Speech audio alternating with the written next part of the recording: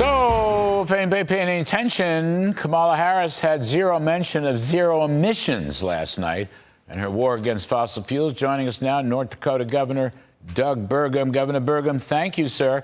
You know, as I said to Newt Gingrich, she'd like to pretend she hasn't been in the White House the last 4 years and didn't associate, but we know she is.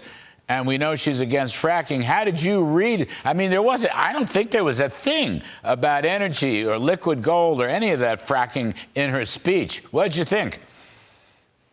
Well, Larry, she was asking America to commit a giant act of amnesia. She says she cares about health care, but in terms of memory care, she's asking Americans to forget that she's been a part of the Biden-Harris agenda, been a part of the administration, that she was the deciding vote on all of the Green New Deal spending, which has driven inflation in our country, which has empowered foreign dictators. She wants us to forget that she was in charge of the border, and on and on and on. And of course, she wants us to forget that electricity prices are up 30%. That's because of the Biden-Harris energy policies. And then she wants to suppose that just like she's going to fix the border when she was the border czar, then she's going to fix inflation with price controls. And all of these things, as you know, are completely ludicrous. And so I thought that the entire speech last night was something that was completely vacuous of any policy, of any plan.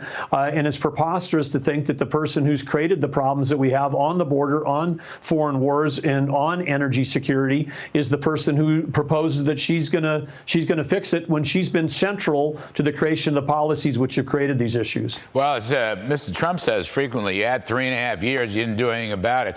Governor Burgum, is there any doubt in your mind? I mean, whatever Ms. Harris may say, actually, she's never said it. Her staff said she's not for the ban on fracking. She never said it, but whatever. Is there any doubt, essentially, their Biden-Harris war against fossil fuels, which grew in intensity, is in effect a ban on fracking policy? They just don't want. That's why I say zero emissions and so forth. I mean, is there any doubt in your mind that that's the way she would go if elected?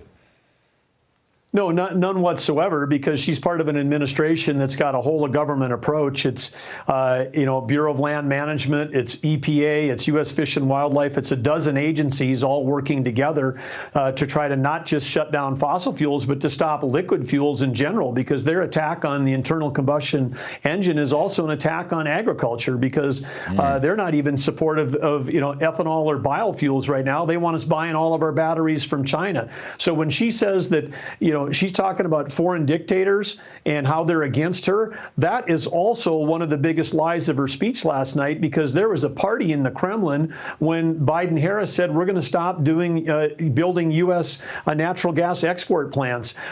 Iraq, celebrating with the policies that we have that, loosened all the export controls and sanctions on Iran, so that Iran can fund all the terrorism around the world. So the Biden-Harris policies are celebrated by dictators around the world, and they're causing and funding the wars that we're in. So whether it's national security, economy at home, border security, she gets an F- on all of those things, and now she's trying to tell the American people that she's going to fix these problems. And one more, Governor Burgum, she was mentioning how she wants a strong military.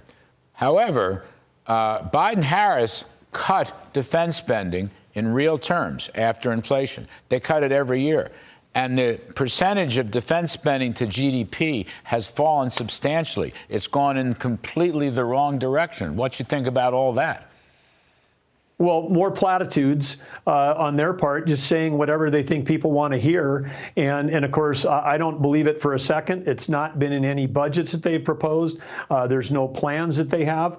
And in a swing state like Pennsylvania, where, again, where energy is tied to national security, Putin's funding his entire war. He's rebuilding his military with the fact that we're trying to shut down, shale production in places like Pennsylvania. And I think the last thing, Larry, President Trump's policies across all these areas, they lift every American. You don't even have to vote for President Trump. We'd like everybody to, but if you're an independent, if you're a Democrat, if you're a Republican, and you're a worker and you get a paycheck, you will be lifted up in real income terms by President Trump's policies, and you'll be hurt by Vice President Harris's policies.